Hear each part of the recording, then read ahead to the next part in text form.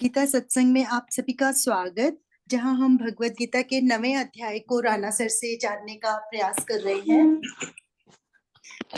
आज बारी है इस श्लोक के अंतिम श्लोक को जानने की। सर को प्रणाम और निवेदन कि आज के गीता सत्संग की शुरुआत करें। ओम वसुदेव सुतं देवं कंस चाणूरमर्दनम देवकी परमानंदम कृष्णं वंदे जगद्गुरुम। सभी को बहुत बहुत प्रणाम।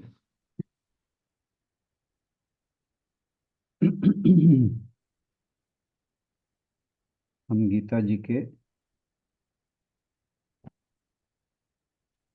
9वें अध्याय के अंतिम श्लोक तक पहुंच चुके हैं।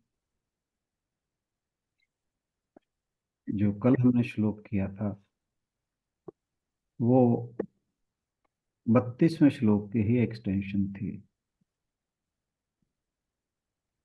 32वें श्लोक में भगवान ने कुछ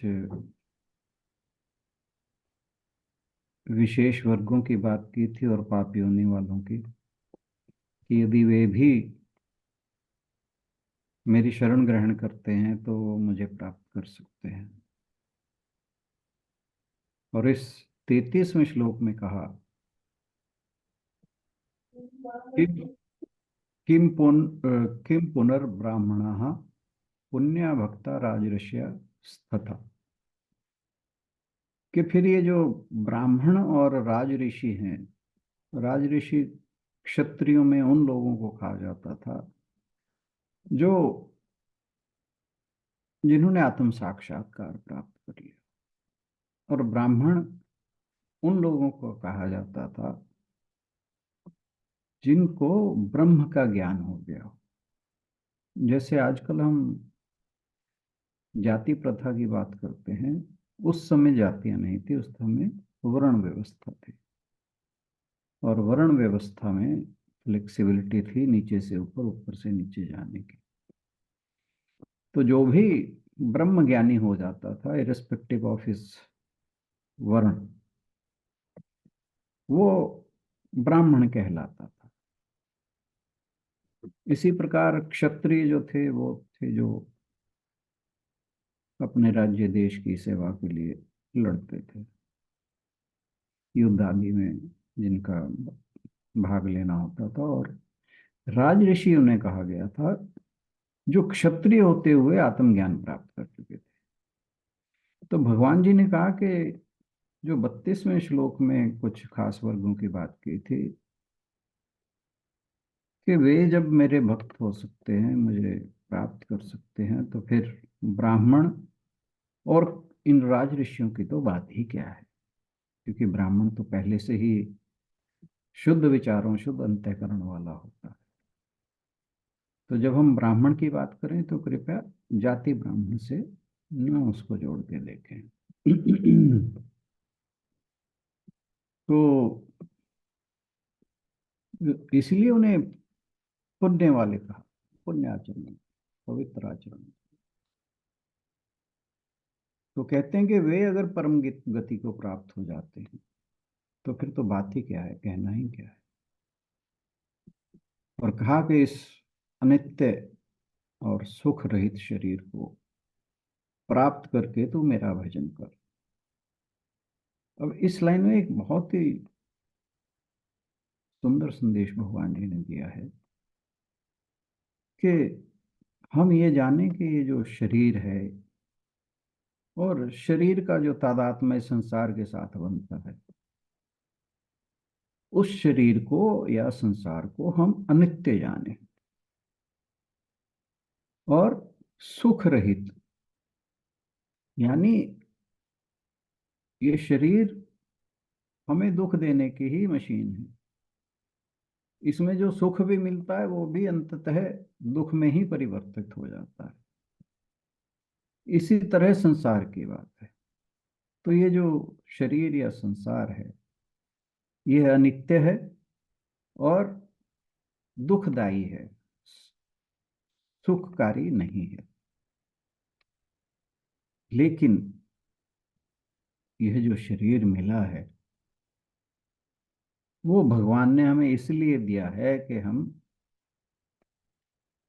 इस शरीर को एक उपकरण की तरह यूज करके उस जो सर्वोच्च लक्ष्य है, मुक्ति का, निर्वाण का, आत्म साक्षात्कार का, ईश्वर प्राप्ति का, उसे हम उस लक्ष्य को भेद सकें, उस लक्ष्य को प्राप्त कर सकें।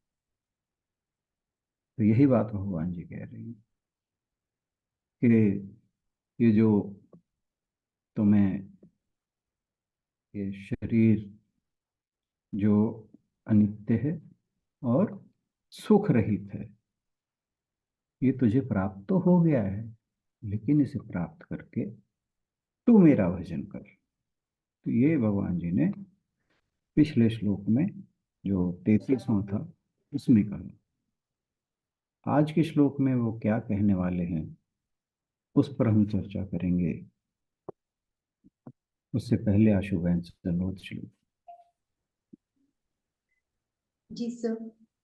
मन्मना भव मद्भक्तो मद्याजी मां नमस्कुरु मामे वैश्यसि युक्तैव मामे वैश्यसि युक्तैव मात्मानं मत्परायणः मामे वैश्यसि युक्तैवम् आत्मानं मत्परायणः। मुझ में मन वाला हो, मेरा भक्त बन, मेरा पूजन करने वाला हो, मुझे नमस्कार कर। इस प्रकार अपने को मुझ में लगाकर मेरे परायण हुआ तू मुझे ही प्राप्त होगा। जैसे हम हर अध्याय में जब रिवीजन करते हैं तो हम बात करते हैं टेक अवे की। तो ये जो श्लोक है ये इस अध्याय का टेक अवे श्लोक। भगवान ने इस 9वें अध्याय का समापन एक ऐसे संदेश के साथ किया है जिसे एक भक्त अपने साथ संजो कर रख सकता है। यह श्लोक पूरे अध्याय में बताए गए विचारों का सारांश प्रस्तुत करता है। जब नदी में थोड़ा पानी हो तो बड़ी कठिनाई से पानी निकालना पड़ता है, और जब जल किनारों पर बह निकले तब जहां चाहो वहां से जल ले सकते हो। इसी प्रकार यहाँ पर भक्ति का सैलाब उमड़ रहा है। वे हमें इस अध्याय की शिक्षाओं को अपने जीवन में उतारने के लिए कुछ विशेष, ठोस और व्यवहारिक निर्देश देते हैं, प्रैक्टिकल बातें बताते हैं कुछ।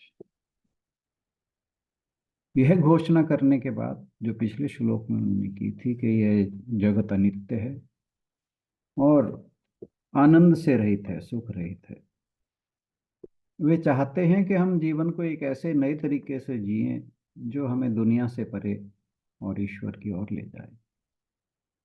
मन मना भव।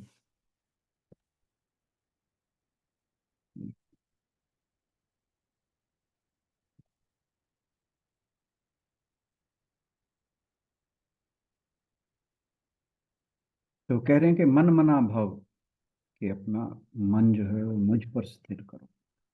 मद भक्त हो, मेरे भक्त बनो।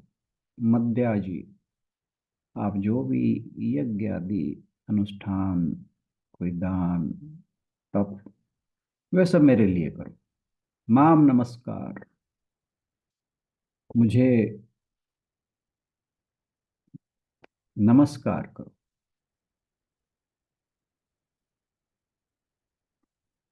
तो यानी जो आपके द्वारा किया जाने वाला कोई भी अभिवादन है, आराधना है, वो उस दिव्य शक्ति की ओर होना चाहिए। मामैव इष्यसि युक्त्वा एवं।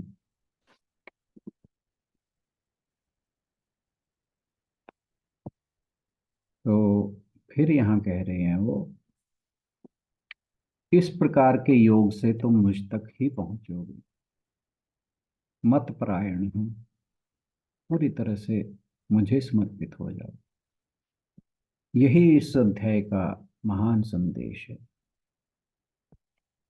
और भगवान यहाँ पर अर्जुन को अपने मन का समर्पण करने का उपदेश और आदेश देते हैं, क्योंकि जहां भी मनुष्य का मन होता है मनुष्य उसी तरफ जाता है, उसी तरफ प्रवृत्त होता है। यदि मन सांसारिक विषयों और भोग पदार्थों में चला जाए तो फिर मनुष्य भजन करते हुए भी, अगर भजन भी कर रहा है लेकिन मन भोगों में है, तो भोगों का ही चिंतन करता है। तो मनुष्य का मन जब तक विषयों में आसक्त रहता है वह भगवान का प्रेमी नहीं हो सकता। मनुष्य मन को विषयों से हटाकर ही परमात्मा की तरफ मोड़कर उसका चिंतन कर सकता है, अन्यथा नहीं। तो भगवान श्री कृष्ण कहते हैं, मन मना भव, अर्थात मुझ परमेश्वर में अपने मन को स्थित कर दे, मुझे अपना मन समर्पित कर दे। परमात्मा जो है उसमें कभी परिवर्तन नहीं होता, विकार रहित है, शाश्वत है, नित्य है। तो वह अगर इस क्षण सुख रूप है, वैसे तो वो हमेशा ही है।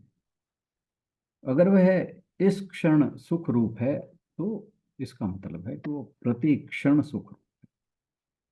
उसे चाहें तो धोखा नहीं हो। यानी भगवान को अगर हम चाहते हैं तो हम धोखा नहीं खा सकते। क्यों? क्योंकि उसमें कोई परिवर्तन नहीं होता, जैसा है वैसा रहेगा। लेकिन अगर हम किसी व्यक्ति, वस्तु आदि को चाहें तो धोखा हो सकता है, क्योंकि वह व्यक्ति और पदार्थ बदलकर ऐसा हो सकता है कि हमें उसमें कोई शत्रु नजर आने लगे। मुश्किल यह है कि केवल दूसरे ही नहीं बदलते, हम भी बदल जाते हैं। तो जब हम प्रतिक्षण बदल रहे हैं, दूसरे जो व्यक्ति या वस्तु हैं वे भी प्रतिक्षण बदल रहे हैं, तो फिर इस अदला बदली में स्थायित्व नहीं आ पाएगा। लेकिन एक उपाय है कि यदि हम हर पदार्थ में, हर व्यक्ति में और स्वयं में परमात्मा के दर्शन कर सकें तो हमारा सांसारिक व्यवहार जो है वो भी इस अदला बदली की परेशानी से बच सकता है। गोस्वामी तुलसीदास जी ने सारे जगत को सिया राम कहकर प्रणाम किया और कहा कि सिया राम मैं सब जग जानी, करहूं प्रणाम जोर जुग पाणी। कि मैं सारे संसार को, सिया राम जो है, सिया राम मय का मतलब हुआ कि मुझे हर चीज में, सारे संसार में केवल सिया राम नजर आते हैं। इस जगत जो है मेरे लिए सिया राम मय हो गया है। और इसीलिए करहूं प्रणाम जोर जुग पाणी, इसलिए मैं दोनों हाथों को जोड़कर सबको प्रणाम करता हूँ। श्री कृष्ण कहते हैं कि मन से अमन ना हो सको, यानी मन से मुक्त या रहित ना हो सको, तो फिर एक उपाय है कि अपने मन को मुझ में लगा दो। मन का समर्पण करने पर मनुष्य सोते जागते, चलते फिरते, खाते पीते फिर भगवान का ही स्मरण करेगा। भगवान को ही अपना माता पिता, बंधु, हितैषी, सर्वस्व मानकर निरंतर स्मरण करना, भगवान के अदृश्य हाथ को हर प्रत्येक घटना के अंदर देखना कि जो कुछ भी हो रहा है, जो कुछ भी घट रहा है, उसमें कहीं ना कहीं परमेश्वर का, परमात्मा का एक अदृश्य हाथ है जिसके कारण ये सब कुछ घटित हो रहा है। और मन में निरंतर प्रभु से वार्तालाप करना, यही स्मरण योग है।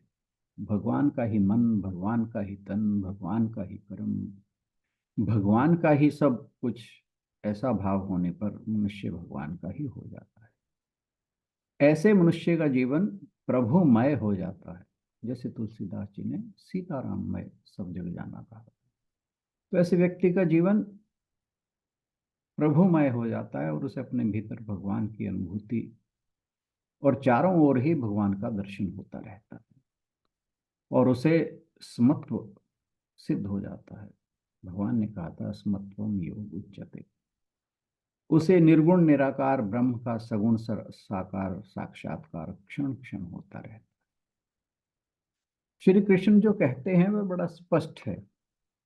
मन को उस सर्वोच्च भगवान पर केंद्रित करें जिसने अपने भक्तों की मदद करने और इस संसार को बचाने के लिए बार बार कई रूप धारण किए हैं। धरती माता की खातिर उन्होंने वराह अवतार लिया। भक्त प्रहलाद की खातिर उन्होंने नरसिंह का रूप धारण किया। उन्होंने अपने भक्तों की इच्छा के लिए अनेक लीलाएं की हैं। यहाँ भगवान स्वयं पूरी शक्ति के साथ अर्जुन से बात कर रहे हैं। इसमें कोई घमंड नहीं, अहंकार नहीं है। वो तो अहंकार से परे हैं।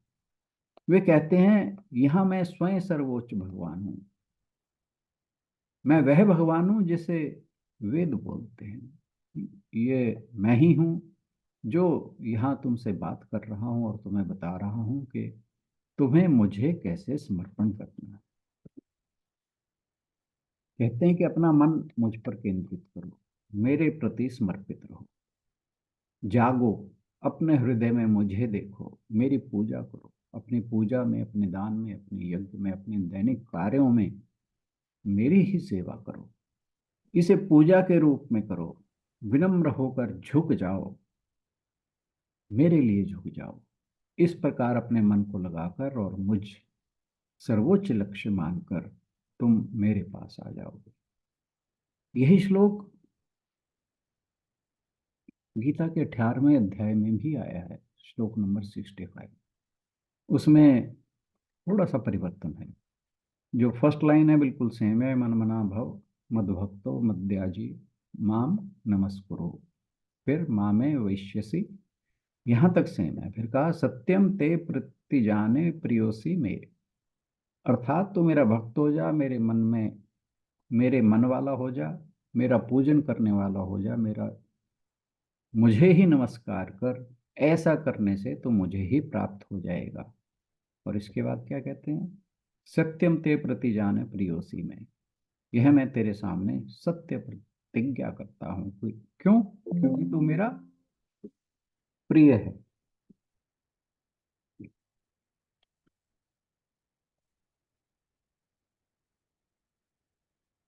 क्योंकि तू मेरा प्रिय है।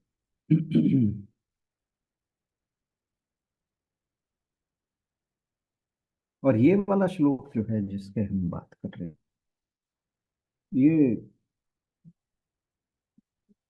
स्वामी खंडानंद जी लिखते हैं कि ये लगभग आधे में, मतलब 65वां 18वें अध्याय का श्लोक और ये दोनों सेम हैं लगभग, और ये हाफ में आता है उसके।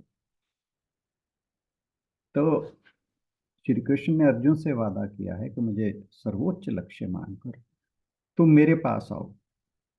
जब कोई बिना हिचकिचाहट के भगवान के प्रति समर्पण करता है तो उसका पूरा जीवन एक अद्भुत परिवर्तन से गुजरता है और उसका मन दिव्य चेतना के साथ एक हो जाता है।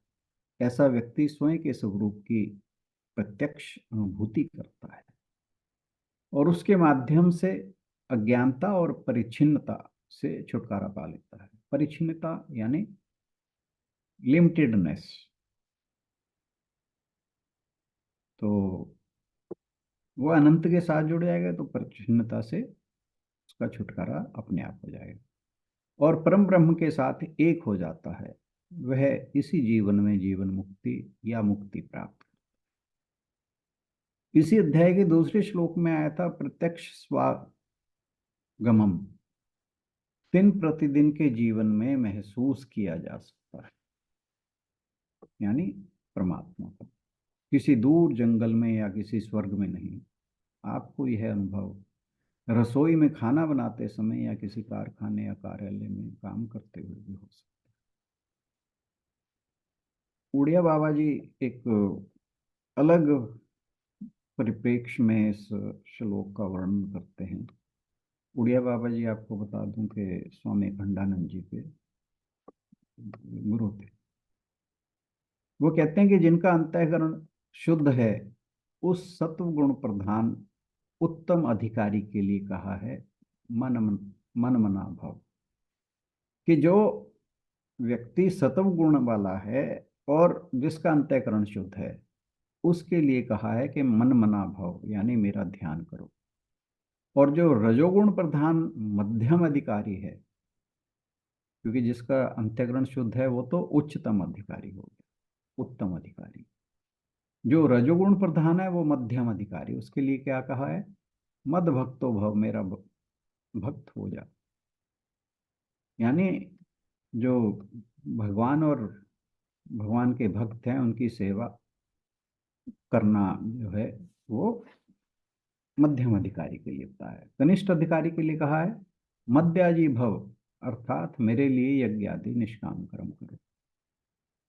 और जो सबसे नीचे है, जो सबसे कम अधिकारी है, उसके लिए कहा है माम नमस्कुरु, भाई नमस्कार तो कर लो कम से कम मुझे। वे कहते हैं कि 4 ही आश्रम हैं, संन्यास, वानप्रस्थ, गृहस्थ, ब्रह्मचर्य। 4 ही युग हैं, सतयुग, त्रेता, द्वापर और कली। तथा 4 ही साधन हैं, ध्यान, भक्ति, यज्ञ और जप। भगवान सबको यथाधिकार साधन करने के लिए कह रहे हैं। सन्यासी के लिए ज्ञान, वानप्रस्थ के लिए भक्ति, गृहस्थ के लिए यज्ञादि कर्म और ब्रह्मचारी के लिए जप समझना चाहिए। इसी प्रकार सतयुग में ध्यान, त्रेता में यज्ञ, द्वापर में पूजन और कलियुग में जप एवं कीर्तन की प्रधानता है। तो कलियुग के अंदर भगवान का खाली जप ही कर लो तो भी काफी है। गीता में 4 साधन बताए हैं, सकाम कर्म, सकाम उपासना, निष्काम कर्म और निष्काम उपासना। जब तक स्त्री पुत्र आदि की कामना हो तब तक सकाम कर्म और सकाम उपासना करो। यानी इच्छा, जब किसी चीज की इच्छा है, यानी स्त्री पुत्र आदि की कामना है, तो जो कर्म है वो शुभ हों पर आपकी इच्छा पूर्ण करने वाले सकाम कर्म। और कहा कि सकाम उपासना करें, यानी जो भगवान का साकार रूप है उसकी उपासना करें, चाहे आप जिस देवी देवता को भी पूजते हो। और जब शांति की इच्छा हो तब निष्काम कर्म और निष्काम उपासना करें। इन्हीं के द्वारा क्रमशः ज्ञान और प्रेम की प्राप्ति होकर परम पद की प्राप्ति हो जाएगी। फिर संत ज्ञानेश्वर जी, वो ज्ञानेश्वरी में बड़ी ही अलग ही तरह की बहुत ही अच्छी बातें लिखते हैं। और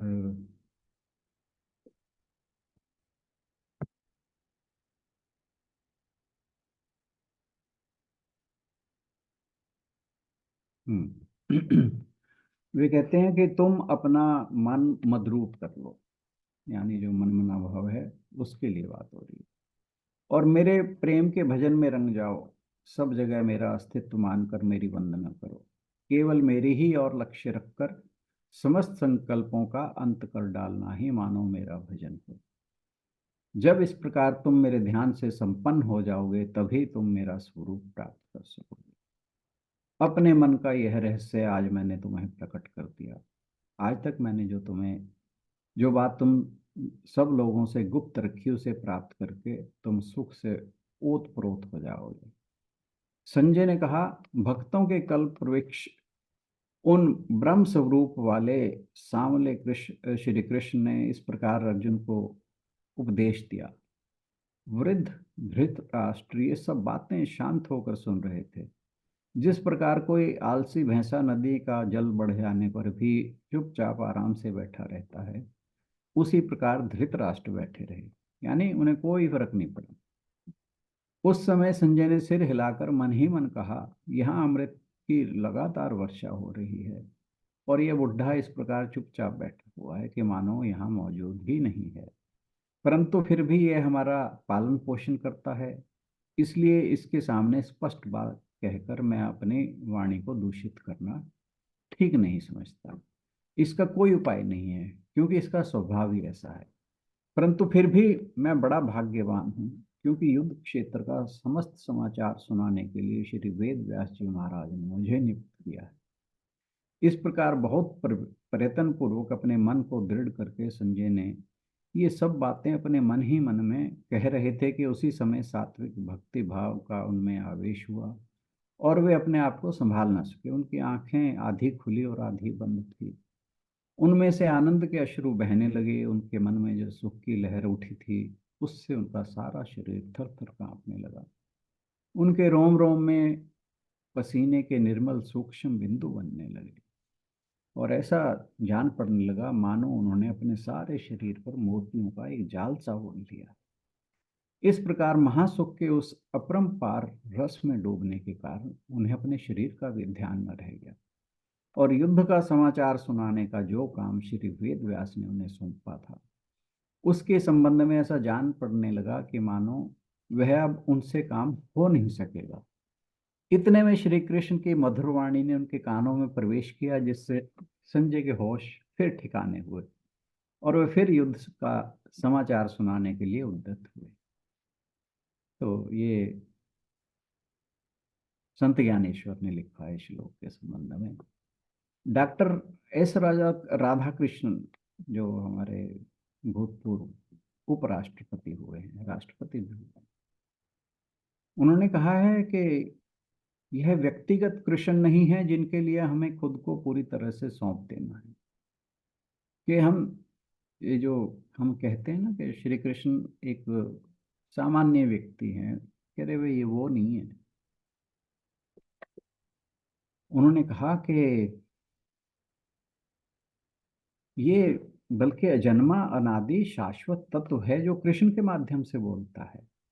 हम अपनी बौद्धिक भावनात्मक एवं इच्छा शक्ति की संपूर्ण ऊर्जा को ईश्वर पर केंद्रित कर अपनी व्यक्तिगत चेतना को दिव्य स्तर तक उठा सकते हैं।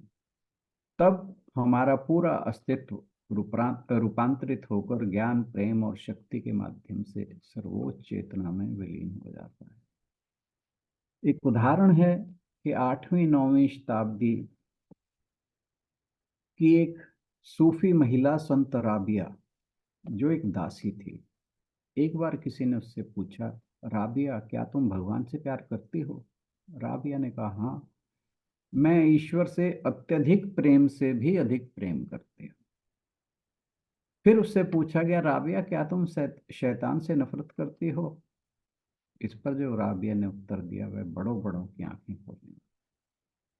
उसने कहा, भगवान का प्यार मुझे शैतान से नफरत करने का समय ही नहीं देता। ये बहुत बड़ी बात है जो हमारे लिए, जो हमारे सोचने के लिए बहुत जरूरी है कि हम भगवान के प्रेम में, भगवान की भक्ति में, भगवान के स्मरण में अपने आप को इतना डुबा दें कि कोई गलत काम हमसे होने की चेष्टा ही ना हो। तो राबिया ने कहा, भगवान का प्यार मुझे शैतान से नफरत करने का समय नहीं देता। उसके बाद राबिया सभी सूफी संतों के लिए एक महान प्रेरणा बनी। एक दासी आध्यात्मिक आयाम में इतनी ऊंची हो गई। भगवान अध्याय को समाप्त करते हुए यह बता रहे हैं कि किस प्रकार से शरणागति करनी चाहिए। पिछले श्लोक में उन्होंने अर्जुन को शरणागति का उपदेश दिया था और अब इस श्लोक में शरणागति के स्वरूप को बताते हुए भगवान कह रहे हैं कि हे अर्जुन, मुझ में मन लगाओ, मेरा भक्त बनो, मेरी ही पूजा करो, मुझे ही नमस्कार करो। यदि तुम मुझ में मन लगाकर मेरे ही प्राण रहोगे तो निसंदेह मुझे ही प्राप्त करोगे। भक्त का भगवान में इतना अतिशय प्रेम हो जाए कि उसका जीवन दरस राम अधीना, कि भगवान के दर्शन के अधीन रहे, भगवान के एक क्षण के वियोग में वह प्राण त्याग दे। ऐसा भक्त जो है उच्च कोटि का भक्त होना चाहिए। जैसे नदी स्वयं को सागर को सौंप देती है और उसके साथ एक हो जाती है, वैसे ही भक्त जब स्वयं को भगवान को सौंप देता है तो उनके साथ एक हो जाता है। यह राज विद्या है, विज्ञान का राजा, राजगुह्यम, सभी रहस्यों का राजा, पवित्रम इदम उत्तमम, अत्यंत पवित्र करने वाला यह संदेश। थैंक यू एवरीवन, आज के लिए इतना ही। इसी के साथ 9वां ये अध्याय संपूर्णता को प्राप्त हो।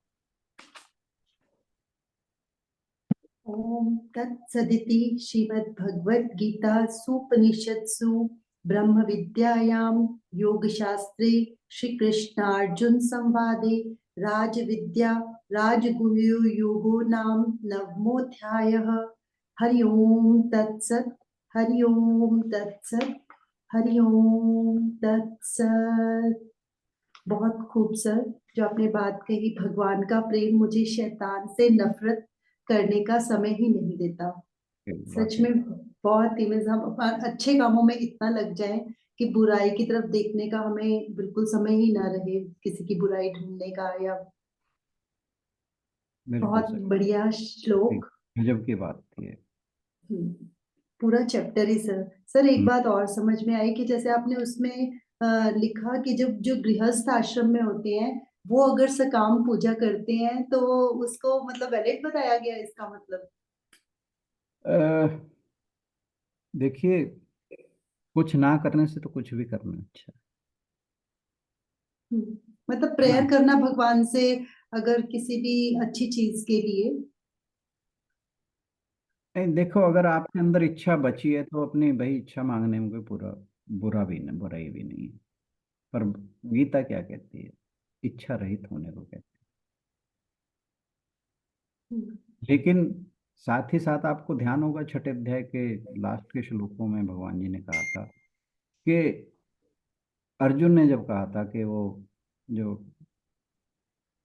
आध्यात्मिक मार्ग पर चलने वाले हैं, अगर कहीं रास्ते में भटक जाएं तो वो नष्ट तो नहीं हो जाते।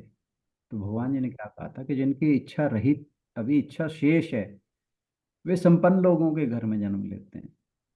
तो ये नहीं वो कह रहे कि भी कोई भी व्यक्ति गीता जी पढ़ी और सुनी और इच्छा रहित हो गया। हमें कोशिश करनी चाहिए, हमें कोशिश करनी चाहिए कि हम इच्छाओं को, अगर इच्छाएं हैं भी तो उन्हें सीमित करते जाएं। और एक समय ऐसा आए कि हम उस इच्छा से रहित हो जाएं, इच्छाओं से रहित हो जाएं। तो एक यात्रा है, और हर एक यात्रा जो है वो अपनी गति से चलती है। तो हम किसी भी बात को लेकर जजमेंटल नहीं होना चाहिए कि फलां कैसा है, मैं कैसा हूँ। ये मतलब जजमेंटल दूसरे के लिए नहीं, अपने लिए भी नहीं होना चाहिए। अक्सर हम दूसरों के लिए कहते हैं ये बात कि जो हमें दूसरों के लिए जजमेंटल नहीं होना चाहिए, बट आई वुड से कि we should not be judgmental for ourselves also.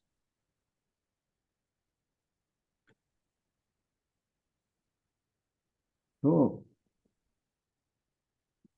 भगवान की जो शिक्षाएं उन्हें याद रखें, उन्हें जितने ज़्यादा से ज़्यादा हम इम्प्लीमेंट अपने जीवन में कर सकते हैं वो करें। एक ही दिन में हम सोचें कि हमें जीवन मुक्त हो जाएंगे, वो पॉसिबल नहीं। भगवान ने तो इसे जन्मों जन्मों की यात्रा बताया। तो इसलिए ठीक है, हम यात्रा जारी रखें, विश्वास बनाए रखें, कदम दर कदम आगे बढ़ते रहें, इतना काफ़ी है। बीच में पड़ाव आते रहेंगे, हम कुछ चीज़ों को लांघ जाएंगे, कुछ चीज़ें बची रहेंगी। हो सकता है सभी लांघ जाएं इस बार, नहीं तो अगले जन्म में सही। भगवान जी कुछ और नहीं तो संपन्न परिवार में तो जन्म दे ही देंगे।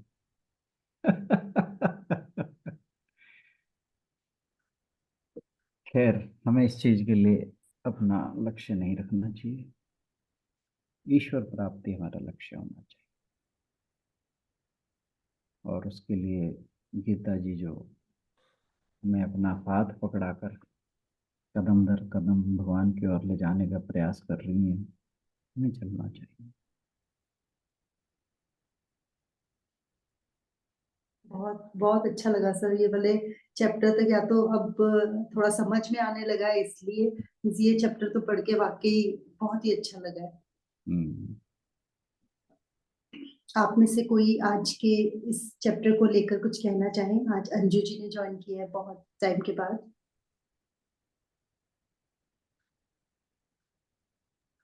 मैंने ज्वाइन तो किया है, पर मैं क्या ही बोलूं, मेरा बहुत सारा मिस हो गया है।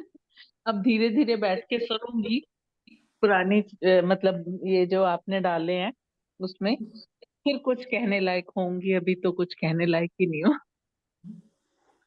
सुन के हमेशा ही अच्छा लगता है। फिर राणा जी बीच में एग्जाम्पल्स भी देते हैं ना, जो उससे वाकई अंदर जाती हैं चीजें। इम्प्लीमेंट कितनी होती हैं और कब होंगी, ये भगवान जानते हैं। नहीं, भगवान की हमारे हाथ में है। इसे भगवान पर नहीं छोड़ना। नहीं छोड़ना, पर सर जैसे आप बताते हो वैसे कोशिश रहती है, पर हाँ, नहीं होती है। बस बस कोशिश रख कोशिश तो रहती है। हाँ, कोशिश रखें, इतना काफी है। आप कोशिश करते रहेंगे ना कुछ, चाहे मान लो 10 महीने में एक बार होगी, साल में एक बार कोई चीज हमारी सुधर गई, तो कोशिश करेंगे तो कुछ ना कुछ बदलाव आएगा। बिल्कुल बिल्कुल। अगर हम ये सोच लेंगे कि भगवान करेंगे, हमने नहीं कुछ करना, कर्मण्य तो भगवान नहीं ने। नहीं नहीं, मैंने कहा ये भगवान को पता कि कब हम उस पार पहुंचेंगे, ये भगवान को पता। बिल्कुल बिल्कुल, ये तो कोई भी नहीं जान सकता। जी भगवान की ही मर्जी है, भगवान की ही जो हमने नियम बनाया उसके अनुसार ही होगा जो भी होगा। जी। चल पड़े हैं, ये शुक्र करो कि चल पड़े हैं।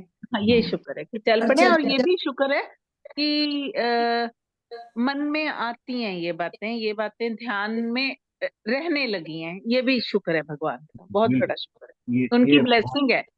ये भगवान की बहुत बड़ी कृपा है कि बिल्कुल। हमें ये चीजें अब याद आने लगी। हाँ जी। डे टू डे लाइफ में ये चीजें हमें याद आने लगी हैं, ये बिल्कुल बहुत, बिल्कुल। ये सबसे बड़ा परिवर्तन है। हाँ जी। और कोई चीजें अब नहीं आती सर दिमाग में, बहुत अच्छी ना बात है। रिश्तेदारी, ना कुछ ना कुछ। आ, ये चीजें ध्यान रहने लगी हैं, ये शुक्र है उनका, भगवान का बहुत शुक्र। नीता बहन जी यही बात कर रही थी उस दिन। सुनीता दीदी, आप कुछ कहना चाहेंगे?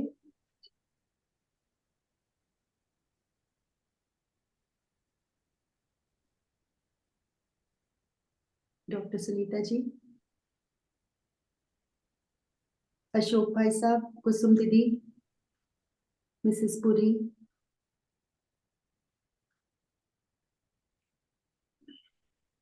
चलिए फिर इसी के साथ आज समापन की ओर बढ़ेंगे।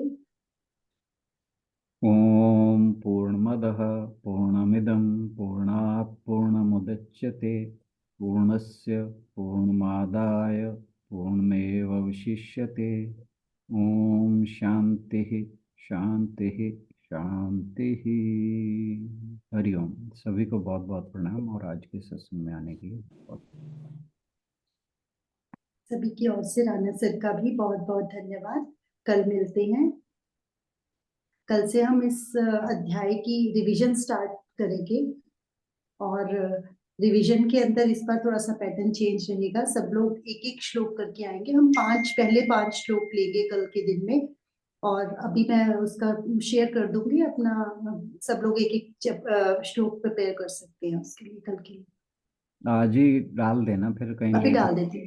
हाँ जी, हाँ जी, अभी से कर देते हैं। वैसे तो सुनीता दीदी आप हैं क्या? हाँ डाल हाँ। दे। हाँ आप हाँ। फर्स्ट श्लोक लोगे आप कल इसका? हाँ, मैं ले लूंगी। ठीक है।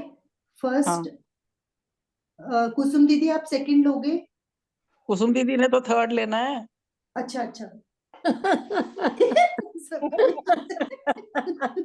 सर ने कहा था ना। बड़ा याद है। चलो ठीक है, सेकंड मैं ठीक ले है, लेती हूँ, फिर सेकंड मैं ठीक ले है। लेती हूँ। और मिसेस पुरी आप फोर्थ लेंगे? ठीक है जी। ठीक है, पक्का, मतलब मिस नहीं करना, ताकि छूटे नहीं, रिदम नहीं टूटे। थोड़ा थोड़ा ही बोलेंगे, चाहे मैक्सिमम 5 मिनट का ही मेरे ख्याल से एनफ होता है, 5 या 10, किसी के पास ज्यादा हो तो ठीक है। उसमें जो आपने बताया था ना, उसमें 4 तो होएगा ही, देख लेते हैं। हाँ जी, हाँ जी। 5 अगर एक दिन में 5 करने हैं तो फिर वैसे भी 5 मिनट से ज्यादा का टाइम नहीं मिलेगा, मतलब हाँ, 5-7 5 मिनट ही कर लेते मिलेगा। हैं। नहीं, मेरे को ये ठीक लग रहा है, एक ही करना पड़ेगा ना, फिर आपको वो ठीक रहता है, वो भी बजाय ठीक इसके कि है, आप। फिर टाइम हाँ, ज्यादा नहीं होगा ना, ज्यादा इलाबोरेट नहीं करेंगे, जस्ट इन जिस 4 कर लो, 4। नहीं सर, 5 तो करने दो, फिर आप 10वां अध्याय लेट शुरू करोगे। क्या चीज? फिर 10वां और लेट हो जाएगा शुरू करने में।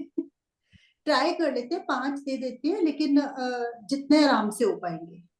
ठीक है, 5वां अभी अलॉट नहीं किया आपने, वो देख लेना। अशोक भाई साहब, आप लेंगे क्या 5वां? अशोक भाई साहब, चलो मैं गीतांजलि जी से उनसे पूछ लेती हूँ, कंफर्म कर लेते हैं। तो फिर तो ये 5-6 लोग ही रोज रिपीट होते रहेंगे। नहीं सर, 10 तो है ही है ना हम। कोई बात नहीं, अच्छी बात है सर, रिपीट होते रहे। वैसे हमने एक बार में 3 लेने होते हैं, ऐसे हमारी 3 के बाद बारी आएगी फिर। मैंने कहा वो गैप जो है, चलिए जैसे ठीक है, आई डोंट एक माइंड। बार करके देख लेते हैं सर, नहीं अगर लगेगा तो। मुझे नहीं, लगता है वो 3 वैसे फिर श्लोक हमारी प्रिपेयर रोज करना बारी ना। आ जाएगी। हाँ जी, एक दिन के बाद बारी आ जाएगी, तब तक एक प्रिपेयर करना है ना, एक ही तो करना है, 3 नहीं ना करने। मुझे लग रहा है कि ये ज्यादा इजी रहेगा सबके लिए, ठीक है, ठीक है। है ना सर?